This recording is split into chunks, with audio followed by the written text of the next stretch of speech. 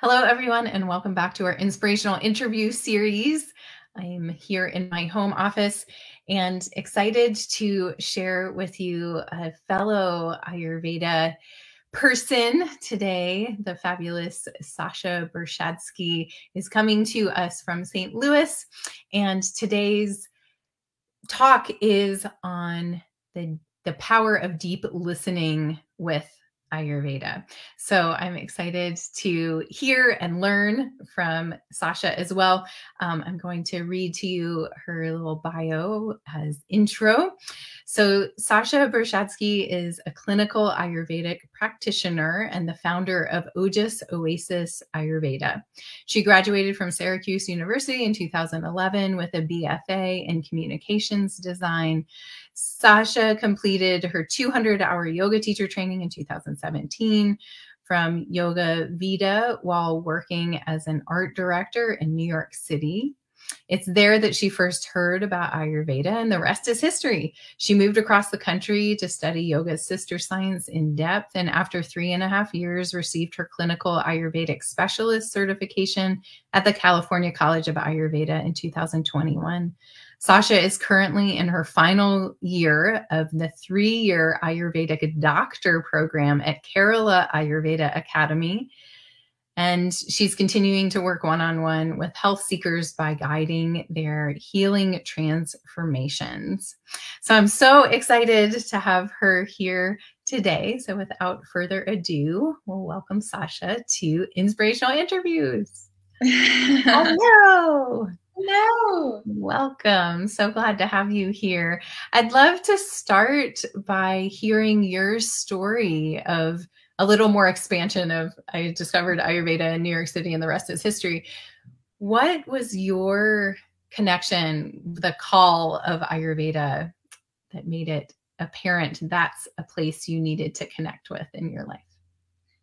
Thank you so much for that question. Thank you for having me. It's so lovely to speak with you. I just had you on, I think, a week or two ago onto the podcast, and I just absolutely love connecting with fellow practitioners. It feels like family. We're all on this journey together, and it's definitely a niche right now, but it feels really, really good to gather in community and talk about our journeys and how we got on this path, because it is still quite a small community. So it feels really good to be here and to speak with you again and talk about all the things that we love to talk about, all things Ayurveda. Likewise. It's the best. So my Ayurveda began, I would say honestly, from a young age, even though I didn't have the verbiage of knowing what it was that I was feeling or hearing or seeing. But I always had this really, really deep innate connection to nature, to health, and this underlying knowing of how important it is to see the body as sacred and see life as sacred. And so I've always been very conscious of that from a young age. And that, again, was not taught really outside of my father being a really big sports enthusiast and wanting me to be active. I was just, again, it was maybe times were simpler when we were younger, and we just had more time outside and we weren't glued to our electronic devices. We were just outside and using our imagination and spending time with nature. And so I had that connection sort of built in, and I feel very blessed that I have that naturally. But the word Ayurveda and the actual whole science of it found me when I was in my 20s living in New York, and it kept finding me. I kept hearing the word over and over.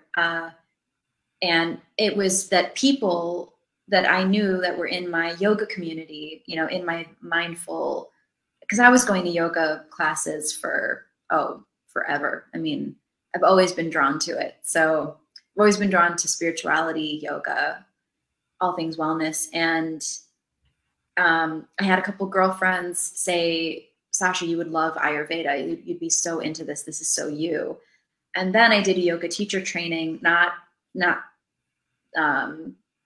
far along after that, like very, very soon after that, I decided to sign up with the yoga teacher training. And that was just, the seed was planted there. Once I started learning about the elements and how they manifest in the personality and in the body, and how different herbs can, and different foods and herbs and way of living, for me, it tied everything together in my life. Everything made sense. And it was more like I was remembering Ayurveda as opposed to hearing it for the first time and learning it for the first time. It felt so familiar. I mean, as close to a past life recollection as I think you could get without being like probably in a dream or under hypnosis or using plant medicine. But it was all just sounding very, very familiar to me. And I don't know, the calling, I just had it. I had the calling. And for those of you out there who know what I'm talking about, you'll know exactly what I'm talking about. And for others, I don't know if you will, but I'll do my best to articulate it. It literally, the way that I describe it to people who know me, I just say that it's like if God called you on your phone and said, you have to do this. That's what it was. I mean, my phone didn't literally ring, but there was a feeling and a voice that was getting louder and louder. And as time went on, I couldn't ignore it. It was not something I felt it even, like, you can say, of course you chose to go down the path, but when you look at my astrology chart, it's like there was no choice. That's why I incarnated. I mean, that's destined. Yeah. I mean, I have a very strong Dharma house. The 9th house is stacked. My stellium is a Venus and a Mercury and a Sun, and they're it's very much what I'm passionate about, devoting my lifetime to, is the idea of bringing harmony to the world and reminding people of this ancient way of being that I believe is the key to a lot of our modern day ailments. And as we teach the science, and it's so simple, and that's what's so genius about it. It's so simple, but actually integrating it is the art, and is the, it's not so easy. It's not so easy taking simple things and folding them into this really, really complex way of life that we know now as just normal modern day life. But it's not something that our body recognizes as simple. So yeah, that's in a nutshell kind of how I found Ayurveda in a yoga teacher training. But the impact changed my life. In my entire life's trajectory was completely, I mean, I was working in corporate advertising in New York City, and I literally, I packed 2 suitcases. I bought a one-way ticket to California, and I had no idea. I had no idea, Hannah. Like I did not know how or when or what. I did not have any, I don't know what kind of person does something like that, but the calling was that strong, that I had faith that it would make sense eventually. And then once I got to California, I found my school. My first school which was the California College of Ayurveda. I rented a car. I drove out there. I enrolled on the spot, and I moved there. I moved to Nevada City, California, and I studied there. And I finished my clinical practitioner certification with them. And then 4 months later, I started the doctor program at Kerala Ayurveda Academy in, where are they? They're in Silicon Valley. I forget the exact town in Silicon Valley, but yeah, that's been my life. Awesome. Have not stopped. Yeah. Did you experience some sort of healing crisis for yourself along the way that Ayurveda has helped you with, or because you found it kind of early, not so much? Or Yeah, I feel like I had what many people have or have had at least experienced once in their lives, which is this feeling of some sort of disconnect. I was going through a lot of emotions that felt, it was like more of an existential, not a crisis, but like a sort of one of those like, it's like functional existential crisis where you're living your life, everything looks really good on the outside and everything on paper is great, and your soul is just not having it, and it's just not at peace. And so, I mean, you can diagnose that with all these other Western words, but what it really is it's a spiritual unrest because you're not doing what you're supposed to be doing. And so it requires a lot of, I think, courage to stop your life and to walk away from it and dive into the abyss of the unknown. But if you're really in tune with yourself, you know that there's no other way that you're going to be happy, truly happy, unless you figure out what it is you're really supposed to do with your life and your time on this earth, because time really does fly. yeah, it really does. So one way or another, we're going to be alive, and it's figuring out, how do I want to spend this time? And do I want to spend it toward a cause that I feel extremely passionate and in alignment with? And what is that going to take? What kind of time commitment is that going to take? And Hannah, again, when I started on this path, I did not know that it was going to lead into clinical world, into doctor world. I was never, if you had told me this 10 years ago, my dream from middle school and up was always to live in New York City, be in advertising, do something creative. And now I've actually repurposed all those skills that I had in my undergrad and in my first profession as a communications designer and a creative. And I've created this brand, Ojas Oasis, and I've built a website, and I've created this whole.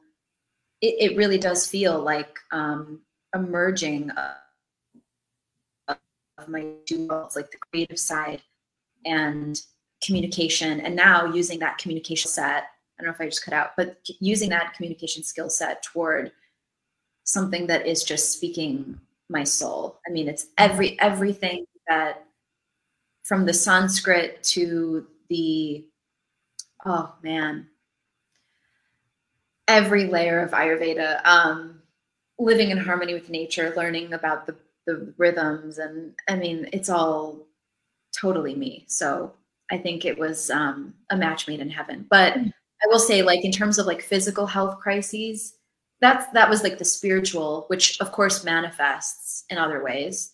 I think I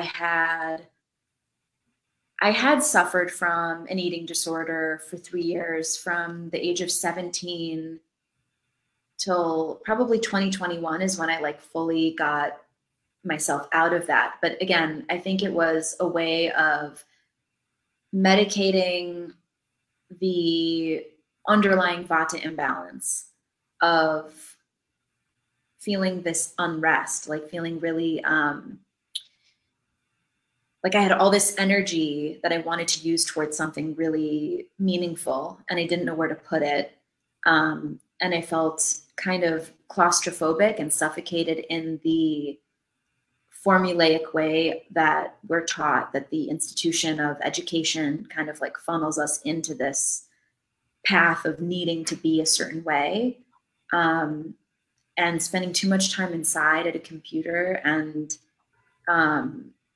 not having outlets, like not having the tools to really feel truly embodied in my essence. And my essence needed to be embodied. I mean, there was no way that I was not going to get there.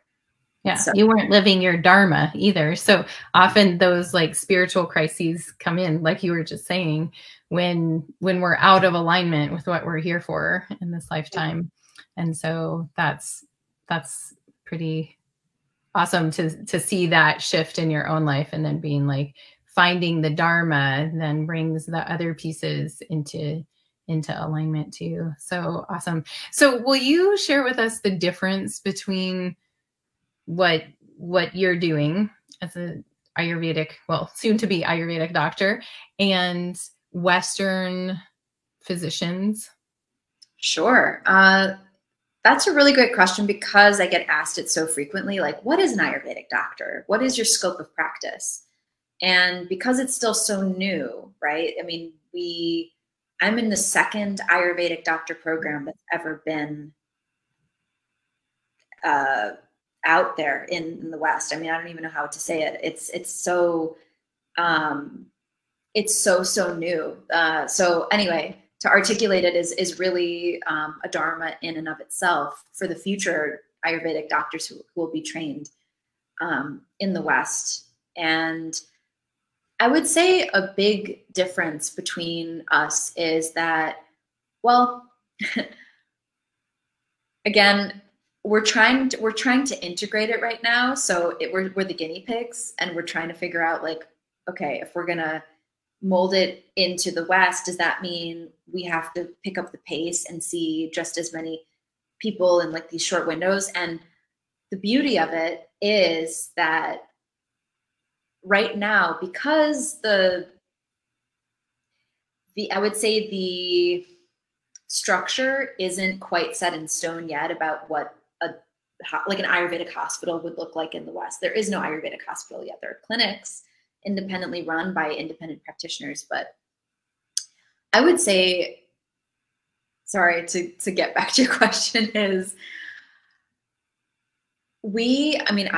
I will say and I know that a lot of my fellow colleagues and fellow students in my program, we take so much more time per patient, per individual. We look at, we sit with them. There's no rush, which is such a different experience than when you go to a Western doctor. I don't know the last time you've been to a Western doctor at a hospital, but sometimes you're in and out in less than 10 minutes. And that's just the way that the system has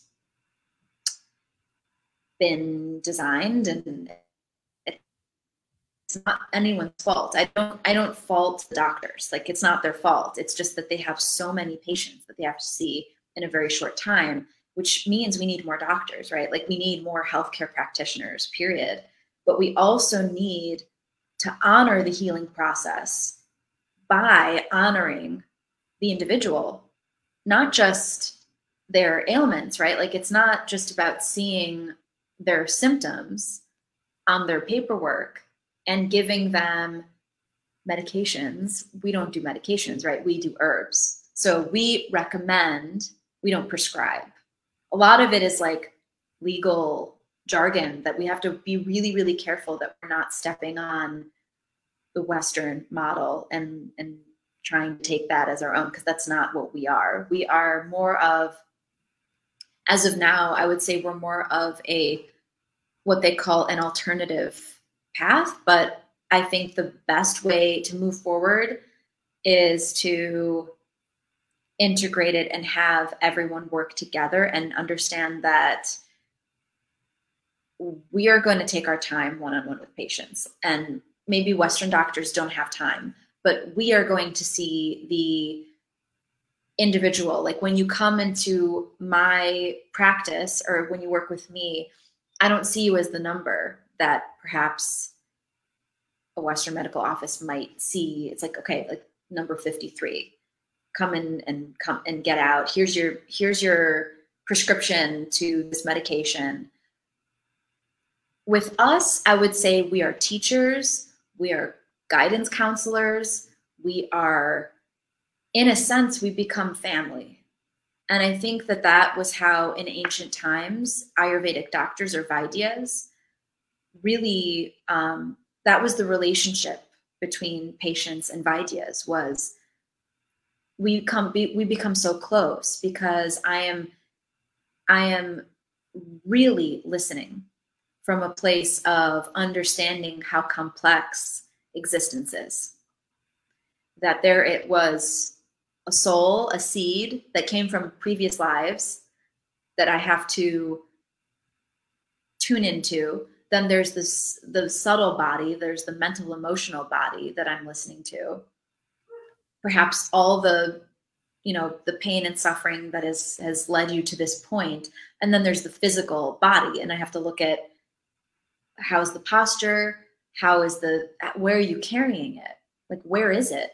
So there's so many things on like nonverbals that I am tuning into because I have more time.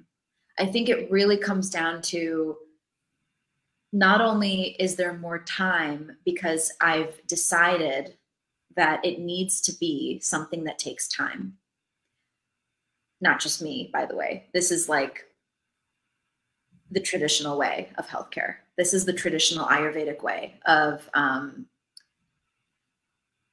not rushing people out the door, but really taking your time to, again, and not letting them run off and like go into tangents, but understanding that balance of listening. And also sometimes you have to become the teacher and take the story or the narrative that maybe they've been replaying in their mind for years and years and years, and bringing that to their awareness. And again, it has to be done in a very curated way, because you're not going to speak to everyone in the same way. And we are part of the medicine. And because we're so conscious of how anything, especially words and tone and body language, how every single thing matters in the way that you treat a human being, it is a much more in-depth and personalized and deeply caring way to approach the healing journey with each person. I think too about the like understanding, well, so in our Western model, because of the way it's set up and the need for insurance codes, everybody has to be diagnosed with something. So there's a lot of improper diagnoses that are given.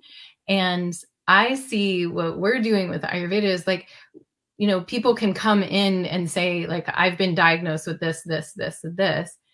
And it's like, okay, here's some labels. We'll like set those over here. And what is your experience? Right? Because there's often that like the awareness of the elemental qualities that Ayurveda so beautifully lays out for us is so powerful in treating everybody as their unique universe. Right. And so that is like what you're talking about, like being able to be like, who are you? What is your experience? Right. Not just like, oh, here's a label, here's a treatment. And Ayurveda, like you're saying, it like invites us into this teaching evolutionary role, right? So when we're practicing Ayurveda, we are changing because we're learning at this deep level how to be us in our unique blend of the elements that then allows for an evolution. It's not a passive, it's not take a pill and expect yourself to get better without changing anything else in your life. It's really about that accountability, which I think is so beautiful. And then that relationship is built because there's powerful transformation happening. And then ultimately it empowers the people who are seeking Ayurvedic care to become self-healers, which very different focus than Western. That might be a little stronger than what you were meaning to say, but I just wanted to. Yeah, absolutely. And I would actually mention that, after a session with me or another Vaidya, or honestly, I can only speak for myself, but I'm studying people for days.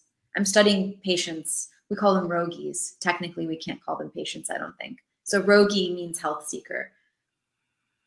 I was trained to do this by my schools, to have an incredible amount of paperwork. I mean, the paperwork is 2 or 3 times longer than I think the paperwork that we're used to filling out at the doctor's office. So we're looking for so many details. And I think because we go in so deep and we're deconstructing like a standard Western diagnosis, we're deconstructing it into the most fundamental pieces and parts, which are the elements, the Panchamahabhutas, and then we go even further and into like the qualities of those elements and the qualities of the doshas and how that literally manifests into every single thing that we touch, see, feel, hear, listen, every possible sense organ, how we experience life. So I think because we go so deep, we're able to really fully see people. And that in and of itself, I think, is one of the most healing things you can do for another person,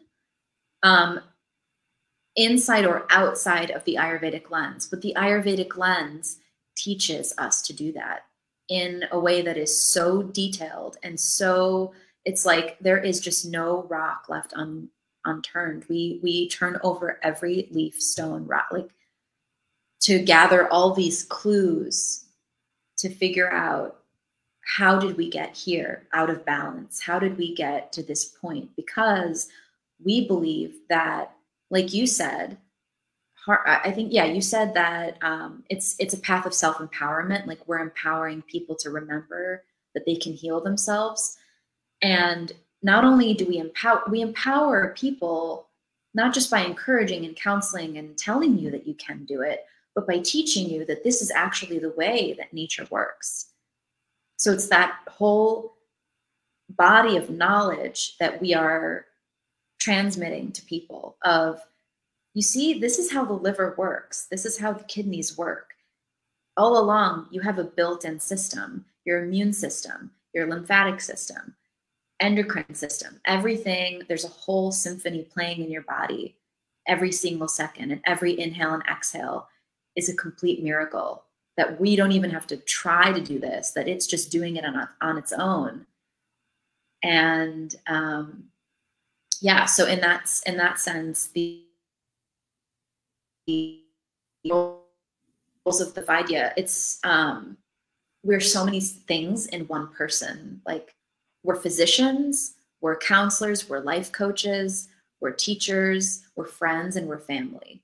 And I think having that depth of connection with another human being whose sole intention and purpose is to help you heal is profound. It's unlike any other system that exists. So yeah. And we're almost at the end of our time, but do you want to talk a little bit about maybe the ways of deep listening for each, this is going to be simplified a little bit, but for each dosha predominance? Mm-hmm. Yes. Okay. Like what that looks like? Yeah. Well, so the way to listen per each dosha, like if you were my rogi and you were Vata predominant and I was listening to you, and how I would cater. Right. So I think I think Vatas, because they have so much activity going on in their body, like so much movement, just natural amount of movement, that's going to come out as a lot of thoughts happening really quickly, and perhaps changing subjects very frequently. Like they can't stay focused on one thing. They might start a story and then take you somewhere else because then another idea bubble pops up. So I think the best way to handle Vatas are, I think maybe in a very loving way, grounding the conversation by, oh wait, before you move on to that, can I jump in and answer that? And then I think it's really important to be a really strong container for that conversation, but not in a restrictive or constricting way, right? Like giving them the space to be their beautiful, amazing, creative, awesome self. And I think acknowledging that you love that about them, but then reeling them in by providing the structure and saying, let's do one at a time. Let's talk about your overwhelming anxiety right now. Then let's talk about your digestion. Then let's talk about what happened last week with your mom. And then let's talk about what's happening at work and what kind of things you want to do moving forward this week and how we can support you in your routine. So we give them the structure, right? I would say with pittas need a lot of compassion. I would say the most. Everyone needs compassion, but pittas are so self-deprecating. Like they are so self-critical, self-judgmental, and it's never good enough for them. Their inner voice is harsh and very, very goal-oriented. And so they don't need to be coached. They're already driven to want to succeed and to want to, do every recommendation that you give them. They're going to want to come back the following visit and be like, I did it all. And I'm feeling so much better and thank you. But when they fall short of that and they're really, they carry that shame and that guilt. And so I think it's really important to speak to them in a way that is so loving, like so soft and tender and not overly like in a way that feels like, all right, I'm okay. But just letting them know that, by the way, never expected you to get this perfectly. And it's never about getting things perfectly anyway in life, because life is organic and it's messy sometimes, but you're doing amazingly. And it's going to take time, and little incremental changes are so much more sustainable. So again, just explaining that it's the teeny tiny goals, not getting everything at once perfectly, but over time, the gradual changes that we're looking for. And saying, I'm proud of you is so important to a pitta. Saying, I'm so proud of you. You're amazing. Like that's important because they work so hard. Kappas, they will be, they already have that inherent sweetness and that slowness. So if anything with the kappas, I feel like you can be a bit more stimulating in the way that you speak with them. You can really inject a lot more like enthusiasm and I don't want to say like discipline, but kind of like being more, just being more short and being more direct is, I think, something that kappas really appreciate. But that's sort of like the delivery system to each person. And then when it comes to listening to, because I think communication, there's always going to be both. Like there's going to be listening and then responding, and responding in a way that shows that you've been listening. So no matter what, I think no matter what dosha you are, deep, compassionate listening is the foundation, because you won't even be able to know or sense what someone needs to hear and when and how if you're not fully present. So what I do in between sessions, I always like to, if I can, because I work from home, I like to shower quickly, like just rinse the energy and I don't have any distractions. I don't have any other thing on my mind in my energetic sphere other than this person. So I am so deeply listening that no matter what dosha you are, I think that's so necessary. But the way that I think you allow the energy to flow is going to be totally dependent on how that person's coming in through the door. I'm going to come in the same way. I'm going to be consistently loving, patient, organized, right? Prepared. But then I'm also totally open to what if they start crying, right? How do you respond to that? And sometimes it's really powerful to not say anything and to let that pain come out and to just be the compassionate witness to that.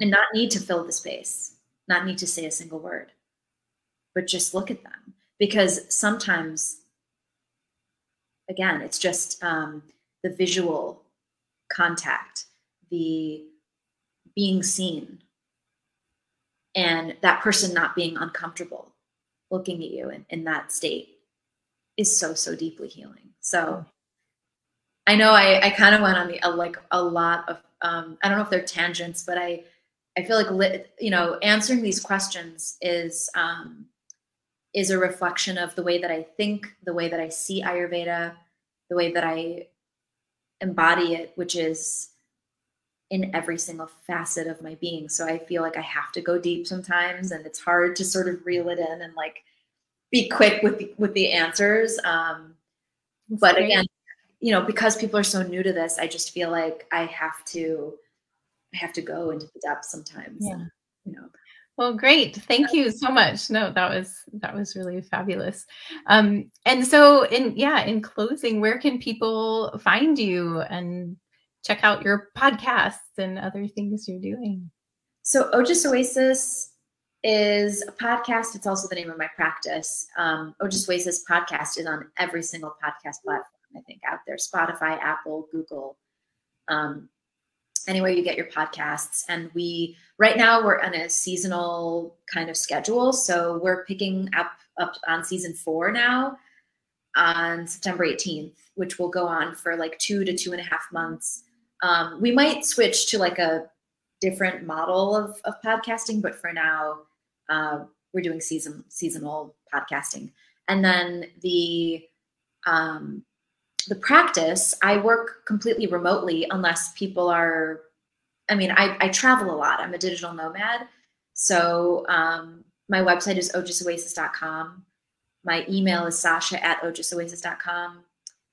And my Instagram is Ojas Oasis, at Ojas Oasis or at Sasha Bershad.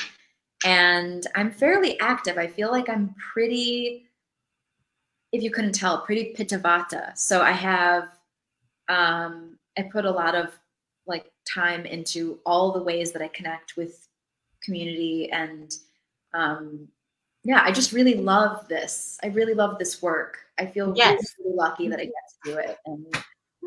And thank you for having me on. I know we went a little over time today, but well, thank you. Thanks for all that you shared and all that you offered. And I think I'm going to be on your podcast release on September 25th, I think is what you said. So stay tuned, everybody. There's another awesome interview coming up. We're going to, I talk about Dinacharya, the daily rhythms in that podcast. So thank you so much, Sasha. Really great to be with you. Really grateful for you sharing your wisdom with us today, and hope to see you again soon. I'm sure we will connect soon. Such a pleasure.